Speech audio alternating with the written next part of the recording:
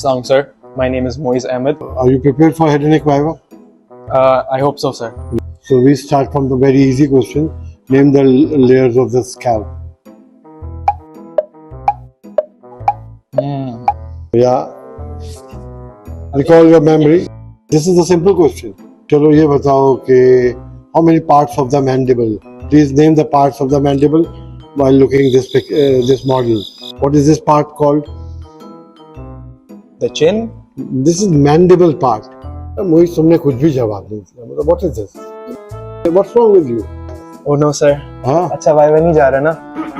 Well, it was painful to watch, right? We all have had nightmares like that right before our Viva examination. To make sure that this scenario doesn't become your reality, stick to the video till the end because we are stripping away the mystery. In the video, we are going to make you walk through the Viva process step by step so that you know exactly what happens to the moment you walk in to the moment you walk out. What you can see here is the start of this tedious process. A student checking his or her roll number and going into the respective hall. Now you can see the students being seated in front of their examiners and starting to give their vivas. The sequence of the vivas will not be revealed to you prior to entering the examination hall. This sequence consists the pattern of viva station and a resting station. On the buzzer, students are rotated in a timely manner. Point to note, each Viva station will include subject-specific auspices and CBLs or even the bones that you might have to identify. And once each student has completed their entire circuit, the batch is allowed to exit the hall. Now I know that seeing the process is one thing, but sitting across a professor is a whole different ball game. But here is the secret, they actually want you to pass. Don't believe me? We went straight to the source. We sat down with the actual professors to ask them the question that every student is afraid to ask. And here is the golden advice from the professors themselves. Viva exam is regarded as one of the most difficult exams, but it needs a lot of preparation. But there are so many confounders that may change your marks in the Viva. To overcome confounders, you need to prepare yourself for the utmost of your capabilities. First thing which is imperative for Viva is your subject knowledge. You need to study your subject properly. Number two, it all begins with your entry into the examination hall and sitting in front of the examiner. That is your dressing, your style of talking, your listening capacities. They all create an image of you. Then he judges you for your performance to be at par with that level of your program. The questions he asks are very basic ones. He starts with definition. And we say that definition, we do not alter ourselves. It needs to be very precise as given in your textbook. You need to stop there. Do not answer all of your knowledge in the first question. If you give answer all your knowledge in the first question, then he may ask another topic. You may not be knowing that. So lead your Viva, read the scenario in a very smart way. You scan the scenario, pick up the key points. And the first question is usually, what is the diagnosis, provisional diagnosis? The second question would be, how do you come to this conclusion? What are the features in the scenario which are suggesting this diagnosis? Lastly, never enter into an argument with your examiner.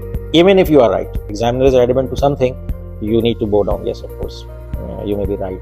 I will learn again, I will read again. So before starting the Viva, the most important things are आपका whiteboard nicely pressed होना चाहिए and so you should dress well. आपके hair cut nicely होना चाहिए, nails आपके trim होने चाहिए. आप one day before आप relax sleep लो, उस वक्त इतना ज़्यादा stressed out ना हो, nervous ना हो. फिर जब आप Viva hall में enter हो, तो you should not look confused.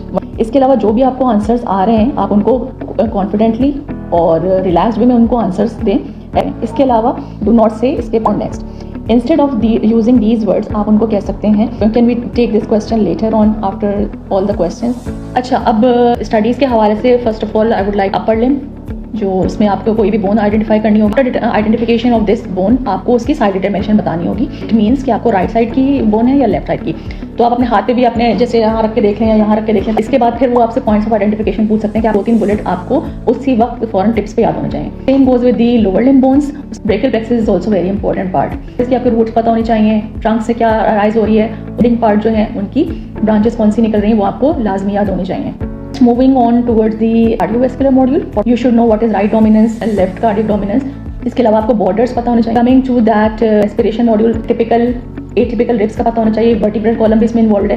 Vertebrae atypical कौन सी है, टिपिकल कौन सी है. तो कैपिलरीज में कंटिन्यूअस, साइनोसॉइडल और फेनेस्ट्रेटेड कैपिलरीज के डिफरेंसेस पता होने चाहिए, उनकी लोकेशन इज मस्ट. इसके अलावा जो है आप निमोनिक्स बना सकते हैं, आप फ्लैश कार्ड्स यूज़ कर सकते हैं. पिक्टोरियल पिक्चर्स आप उसको देख सकते हैं कि हाउ वुड यू आइडेंटिफाई अगर कोई वहाँ पे ऑस्पी या स्पॉट रखा हुआ. फॉर एग्जाम्पल हिस्टोलॉजी का, क्योंकि माइक्रोस्कोप नहीं रखा हुआ होता, कोई भी हिस्टोलॉजी की स्लाइड जो है वो कलर पिक्चर डायग्राम के अंदर मौजूद होगी, जिसको आपको आइडेंटिफाई करना होगा पहले.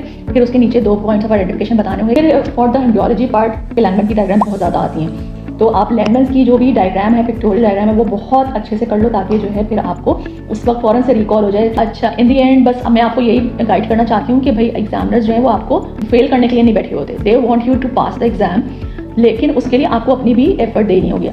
It is super rare to get insights directly from the professors, so huge thanks to them. Now, to give you a complete picture, we need one last perspective. To wrap this all up, we brought in the veterans. These are the seniors who have faced the firing squad and lived to tell the tale. They have got the battle, scars, and most importantly, they have got hacks. Let's hear their answers. And also the plus point is professors in the first year are very nice and cooperative with the students, so no one is going to fail in the vivas. If I could add anything in my prof schedule, so I think it would be the minor subjects because they literally killed us in the theory evaluation. So I would like to suggest all the juniors that please do give an hour or two to behavioral sciences, community medicine, and then pharmacology, and they can literally eat up your MCQs. The thing I did during my prof preparation, I gave ample of time to the topics that needed attention, that were incomplete. After that, I moved on to the revision. I used my notes and video resources along with short books such as Pathoma, BRS Anatomy, BRS Physiology, Firdaus, Sharjeel. Finally, move on to the tested questions once you're confident in your prep. The secret to remain calm and confident during your viva is fake it till you make it. You just have to trick your mind and you have to change your anxiety into excitement. You have to think like, oh my god, it's my first professional exam, I'm gonna be a doctor, this is all I ever wanted to do. So just like that, you have to trick your brain and shift all that adrenaline rush instead of like fear towards excitement. A piece of advice that changed everything for me was from a friend who said that if a station doesn't go well or if it doesn't go as planned, you need to forget about that station and focus on the next one.